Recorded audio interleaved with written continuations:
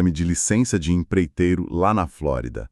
A gente vai focar especificamente no módulo 1, sabe? Aquele que fala de estruturas de negócios e licenciamento. Para fazer isso, a gente está usando os trechos de videoaula da Gold Coast School of Construction e também um monte de perguntas práticas com resposta e tudo.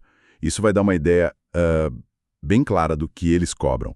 Então, a nossa missão aqui é simples: extrair o essencial, as dicas mais quentes desses materiais.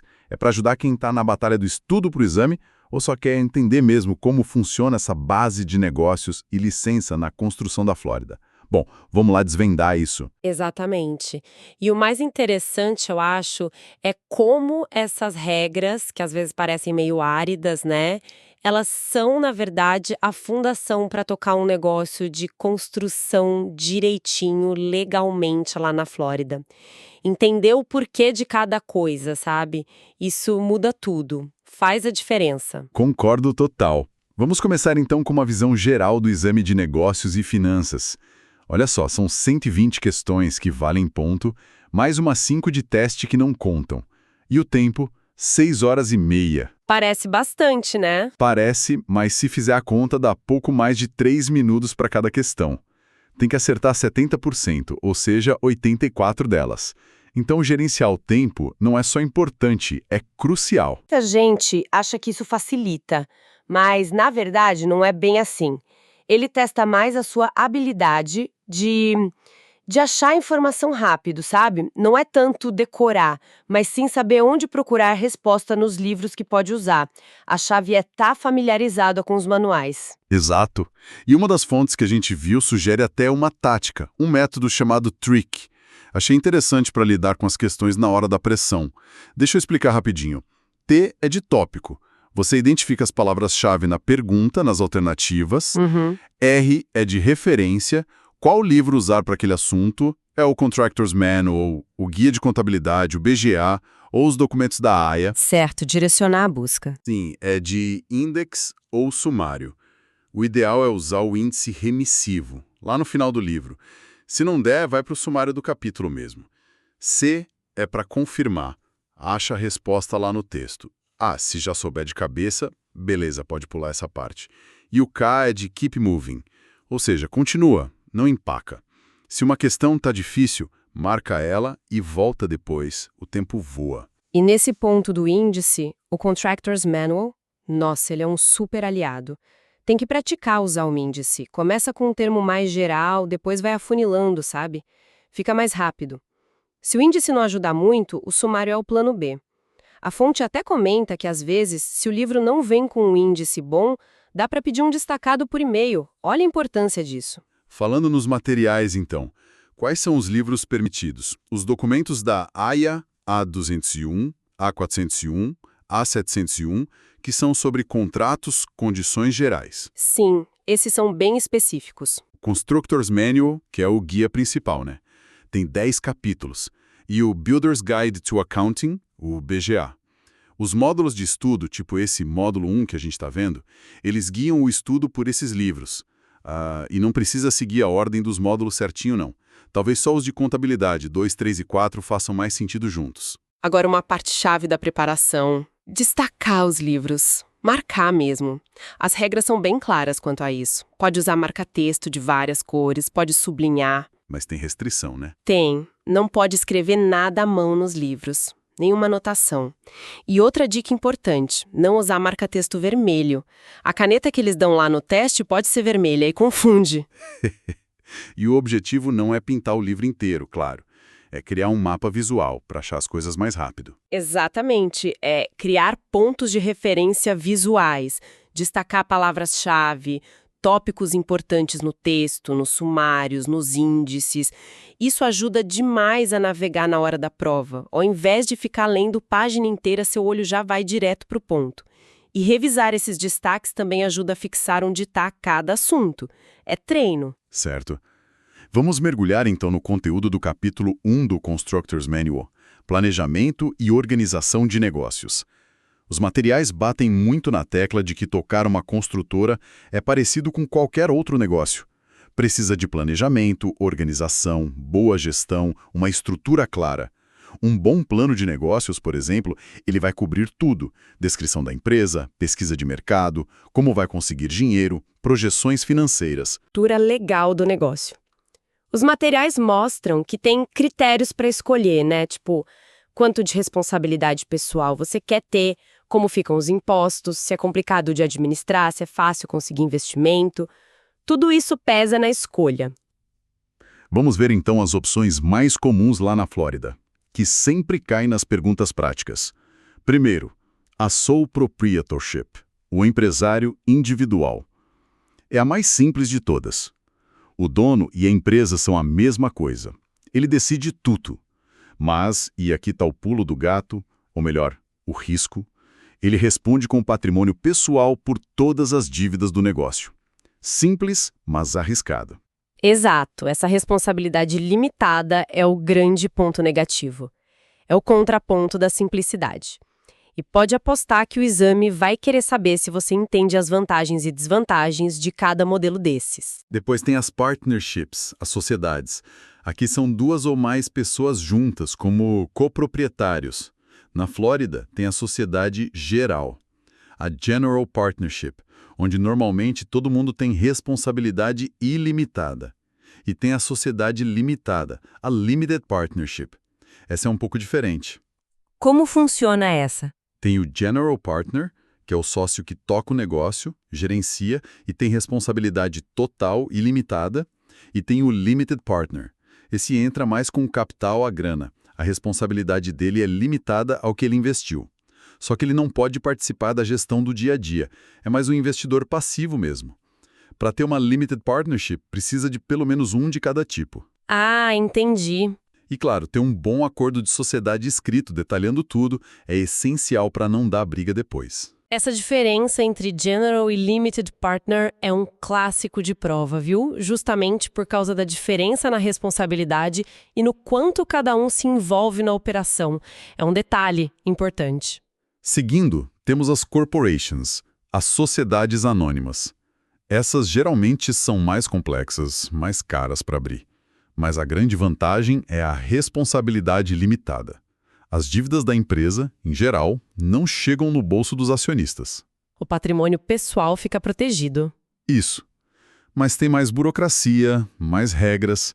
E para controlar a empresa, normalmente precisa ter mais de 50% das ações. E dentro das corporations tem uma figura interessante, que é a S-Corporation.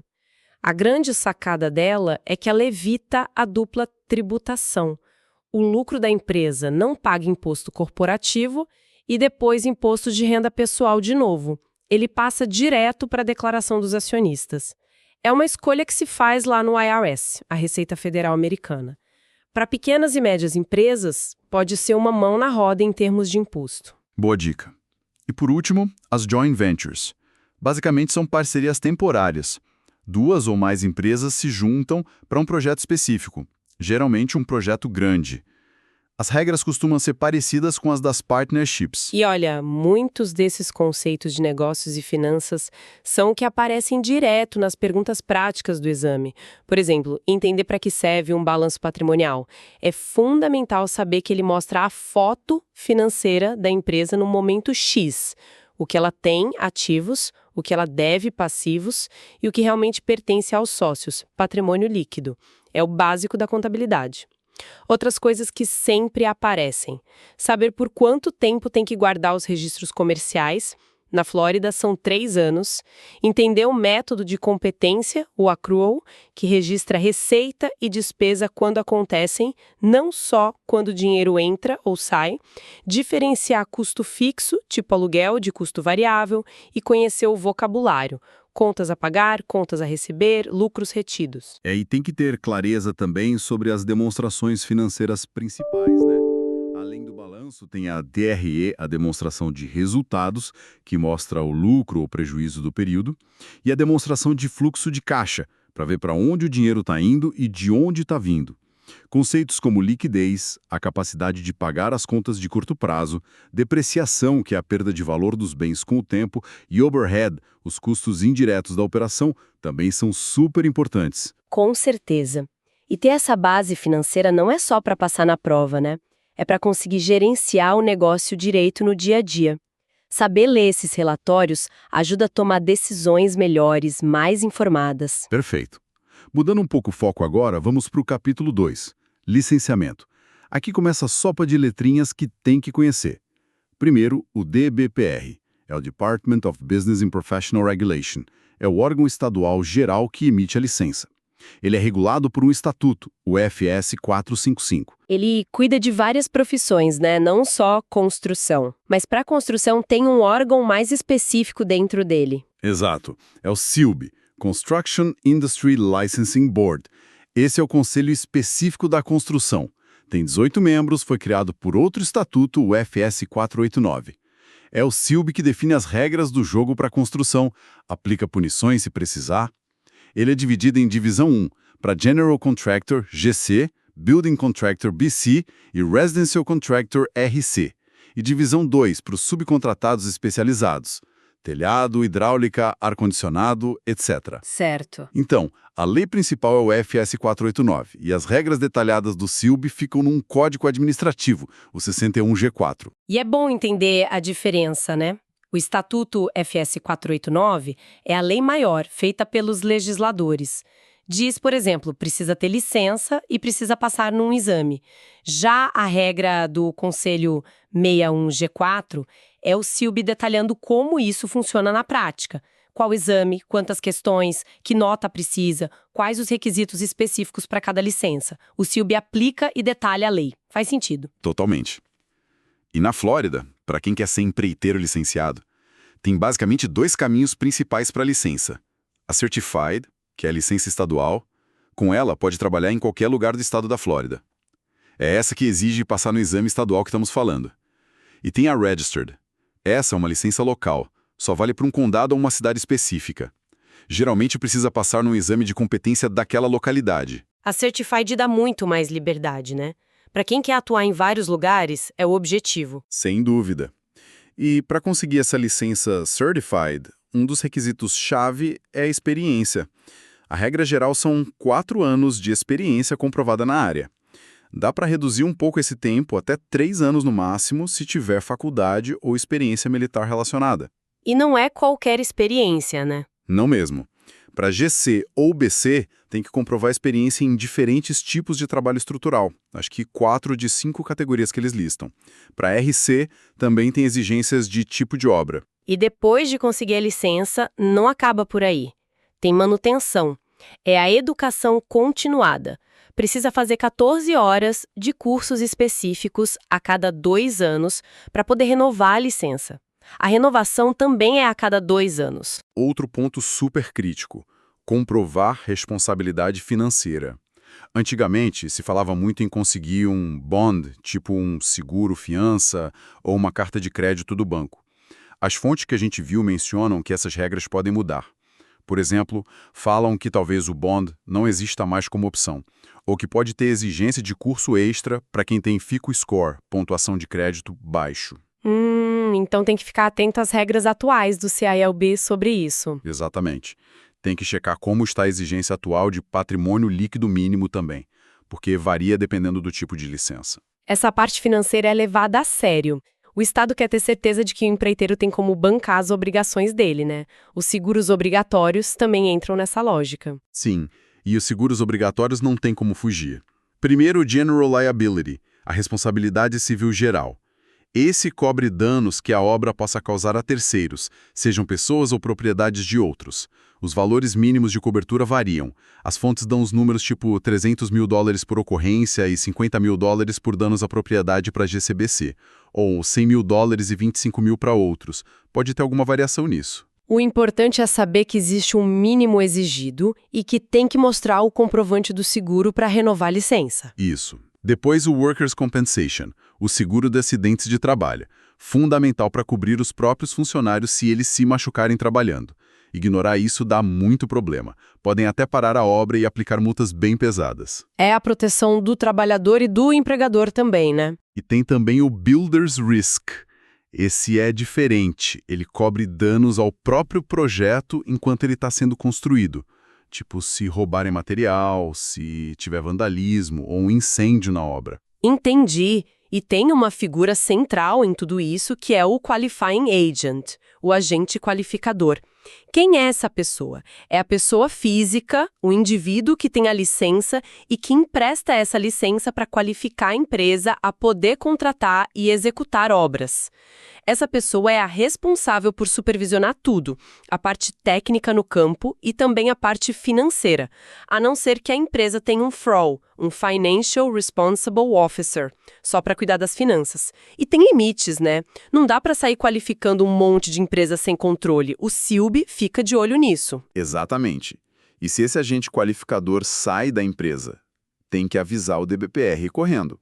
O prazo para achar um substituto, as fontes variam um pouco. Algumas falam imediatamente, outras dão 60 dias. Parece que 60 dias é o prazo mais comum para ter alguém novo no lugar, mas a notificação da saída tem que ser bem rápida. Entendi. E um ponto importante para lembrar, mesmo que você subcontrate parte do serviço, a responsabilidade final perante o cliente continua sendo sua, do contratado principal, do GC. Não dá para lavar as mãos. Essa responsabilidade do Qualifying Agent é pesada, então. Ele não é só um nome no papel, ele responde mesmo pela qualidade e pela conformidade do que a empresa faz. Com certeza. Além desses pontos maiores, tem um monte de outras regrinhas e conceitos que aparecem nas fontes e nas perguntas. Por exemplo, se for usar um nome fictício para a empresa, diferente do nome legal registrado, tem que registrar esse nome fictício. Ele vale por 5 anos. Ah, tipo um nome fantasia? Isso. Outra coisa, o Sales Tax, o imposto sobre venda de materiais, tem que se registrar no Department of Revenue e recolher esse imposto, geralmente mensal ou trimestral. E tem o irmão dele, o Use Tax, que é sobre material que você compra fora do estado, mas usa na obra lá na Flórida, tem que pagar imposto sobre ele também. E nos contratos, tem regras específicas? Se o inicial for muito alto, mais de 10% do valor, isso dispara os prazos. Tipo, tem 30 dias para pedir as permissões, alvarás, e 90 dias para começar a obra de fato. Outros termos contratuais comuns. Retained, que é uma parte do pagamento que fica retida até o final da obra, para garantir que tudo seja entregue certinho, e as change orders, que são os aditivos para formalizar qualquer mudança no que foi combinado no contrato original. Entender esses mecanismos é crucial para a saúde financeira do projeto e para evitar dor de cabeça com o cliente. E as obrigações de avisar o DBPR sobre mudanças. Também tem prazos. Mudou de endereço, tem que avisar em 30 dias, geralmente. Foi condenado por algum crime, também tem prazo para informar, acho que 30 dias. Recebeu uma reclamação oficial do GBPR, tem prazo para responder, uns 20 dias. E uma coisa básica, mas que pega, tem que colocar o número da sua licença em toda a propaganda que fizer. Anúncio, cartão de visita, placa na obra, tudo. E a questão dos liens, as penhoras, como funciona isso na Flórida? Uma área que gera muita dúvida. É complexa mesmo. O Notice to Owner é super importante. É o aviso que subcontratados e fornecedores mandam para o dono da obra para dizer: olha, estou trabalhando aqui e tenho direito a receber. Isso protege o direito deles de registrar um lien depois se não receberem. O prazo para mandar esse aviso, as fontes dão uma variada. 45 dias do início do trabalho deles é o mais comum que a gente vê, mas às vezes aparece 20 dias. É bom confirmar o prazo atual certinho. E se não pagar mesmo? Aí eles podem registrar o Mechanics Lien na propriedade. É uma forma de garantir o pagamento. Quando finalmente recebem, eles emitem um Lien Release, liberando a propriedade dessa pendência. E antes de tudo começar, geralmente o proprietário registra um Notice of Commencement, um aviso de início de obra. Entendi. O fluxo? E claro, não dá para esquecer dos permits, os alvarás. Tem que ter antes de começar qualquer construção ou reforma significativa. E no final, para poder usar o imóvel, precisa do Certificate of Occupancy, o ABITSE, emitido pelo órgão municipal. Segurança no trabalho é com a OSHA, e as penalidades por trabalhar sem licença são bravas. Começa como contravenção, mas se for reincidente, vira crime grave, felony. Além das multas que o SILB pode aplicar, né? Que podem ser altas. Sim, podem chegar a $10 mil por infração, dependendo do caso. E ainda tem um fundo, o Homeowners Recovery Fund, que pode reembolsar proprietários que tiveram prejuízo comprovado por causa de um empreiteiro licenciado. Uau, quanta coisa! Fica claro que o setor é bem regulado por lá. Não basta só saber construir, tem que saber navegar nessas regras todas. Exatamente. E as perguntas práticas ainda cobrem outros detalhes da gestão do dia a dia, sabe? Tipo, como registrar os recebimentos e pagamentos diários, eles chamam de Journal ou Cash Receipts Journal, como calcular e pagar os impostos da folha de pagamento, payroll taxes, quais formulários usar, tipo W-2 no final do ano, a importância do contra-cheque detalhado, pay stub. A parte administrativa e financeira é forte. Muito. E também a parte de estimativa de custos antes de dar o preço para o cliente. Usar planilhas para isso, estimate sheet. Como calcular o markup, a margem de lucro sobre o custo. Como acompanhar se a obra está dentro do orçamento usando job cost reports. E organizar os custos com cost codes. Essencial para controlar o projeto. E ter um bom cronograma de projeto, claro. Entender os marcos da obra como a substantial completion, quando a obra está basicamente pronta e pode ser usada, e a final completion, quando está 100% pronta depois de corrigir a punch list, aquela lista de pequenos reparos finais. E mais termos de contrato. Prime contract, contrato principal entre dono e GC, subcontract, entre GC e subcontratado, addendum, outro tipo de modificação do contrato, general conditions, as regras gerais do contrato. A linguagem contratual é bem específica. E as fases do projeto? Mobilization, preparar o canteiro, demobilization, limpar tudo no final, project closeout, entregar toda a documentação, e até o conceito de liquidated damages, que são aquelas multas pré-acordadas no contrato caso a obra atrase. O exame realmente testa se a pessoa tem visão para gerenciar um negócio de construção como um todo. Não é só a parte técnica, é o pacote completo, legal, financeiro, operacional. Sem dúvida nenhuma. Então, recapitulando bem rápido, a gente viu a estratégia para o exame, que é mais sobre achar informação do que decorar, a importância de escolher bem a estrutura do negócio, pensando em risco e imposto. Demos uma passada geral no processo de licenciamento na Flórida,